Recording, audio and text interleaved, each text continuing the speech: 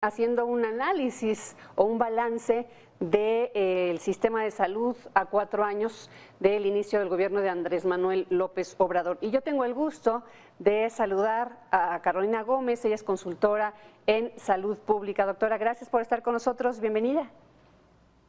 Marta, es un gusto saludarte a ti y a tu auditorio. Muchas gracias.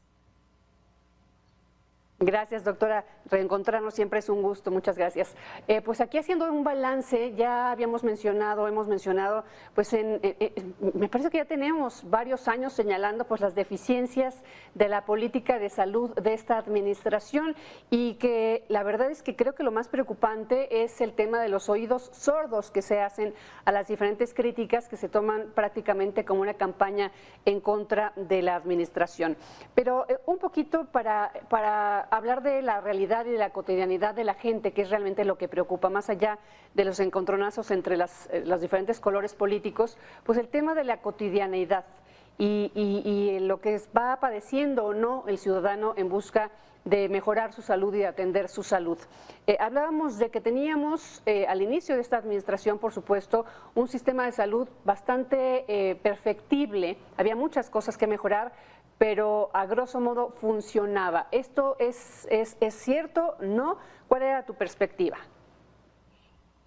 Sí, Marta, efectivamente creo que este gobierno lo que menos ha hecho es pensar en el usuario final, que somos todos los ciudadanos que no tenemos seguridad social.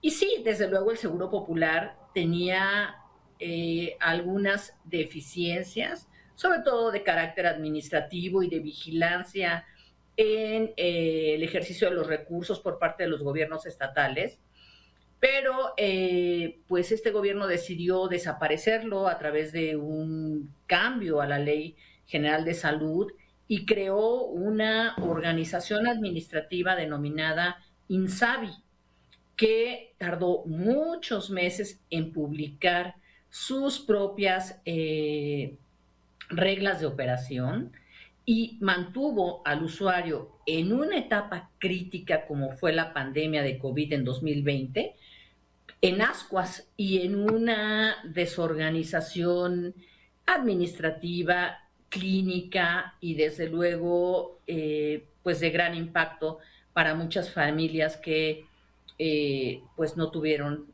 el acceso oportuno a la salud. Sí, que justamente hay que centrarnos, me parece, en esto con lo que iniciabas. O sea, critica uno mucho, evidentemente, pues la atención en el Instituto Mexicano del Seguro Social. Ahorita nos estaban platicando de una persona que lleva meses esperando una operación de rodilla, pero eso me parece que es conocido, el tema de, oye, ve al IMSS, no, pero pues es que es urgente y ahí me van a citar para los estudios en 3 meses, etcétera. Eso me parece que sucedía en la administración pasada, pero sigue sucediendo y lamentablemente se ha agravado la situación. Pero centrarnos en esa gente que no tiene ni siquiera acceso a los servicios de salud deficientes que ofrece el IMSS, que ofrece el ISSSTE, etcétera, y que lamentablemente con la pandemia pues todo se agravó. Estábamos hablando del 40% del gasto de las familias se va justamente a cuidar la salud, porque no se tiene acceso. Aquí podría resultar complicado para el grueso de la gente entender cómo es que uno señala que en esta administración pues poco le importa el ciudadano que necesita salud a la administración, cuando se supone que nos predican que primero los pobres y primero los más vulnerables, doctora.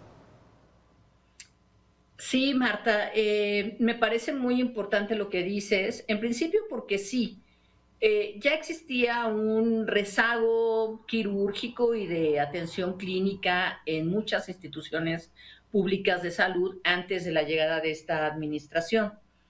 Y lamentablemente la pandemia vino a agravar esta situación de una manera mucho más extensa, porque como recordaremos, todos los hospitales y en todo el país, no solamente en las grandes ciudades, se reconvirtieron para atención exclusiva de COVID. Y eso significó que inclusive la consulta externa no estaba recibiendo pacientes que solamente van por su tratamiento o por sus medicamentos mensuales.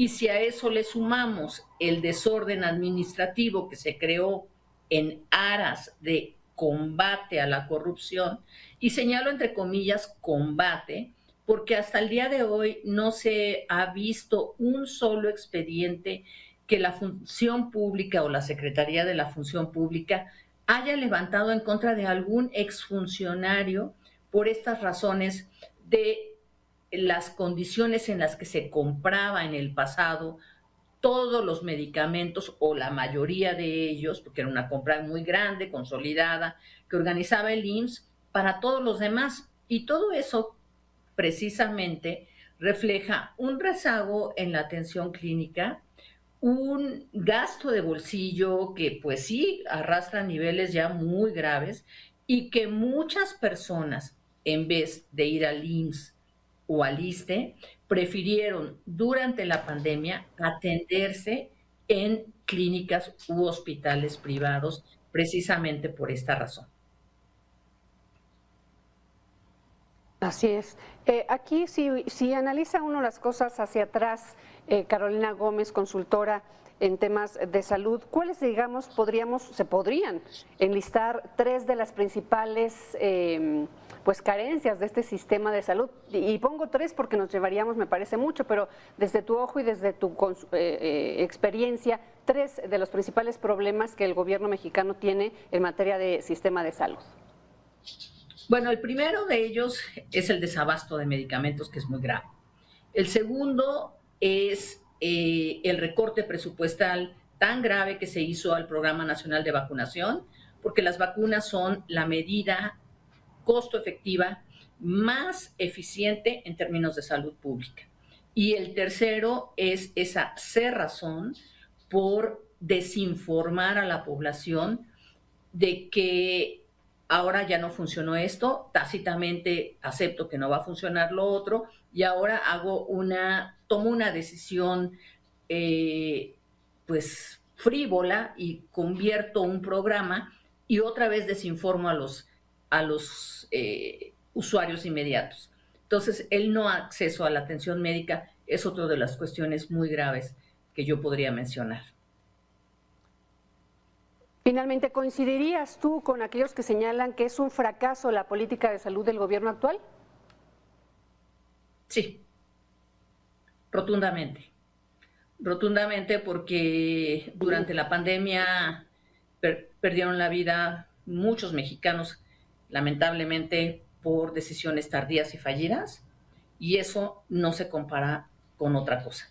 Tan solo eso es un punto que esta administración va a llevar históricamente arrastrando y que ojalá haya responsables que asuman esa consecuencia de sus decisiones.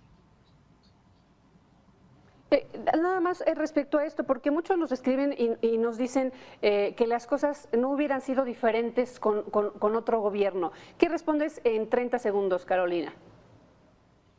Que sí, lo hicimos bien en 2009 con la pandemia de H1N1. Bien. Pues te agradezco muchísimo tu tiempo, tu análisis y te saludo con cariño. Igualmente, Marta, un abrazo, hasta pronto.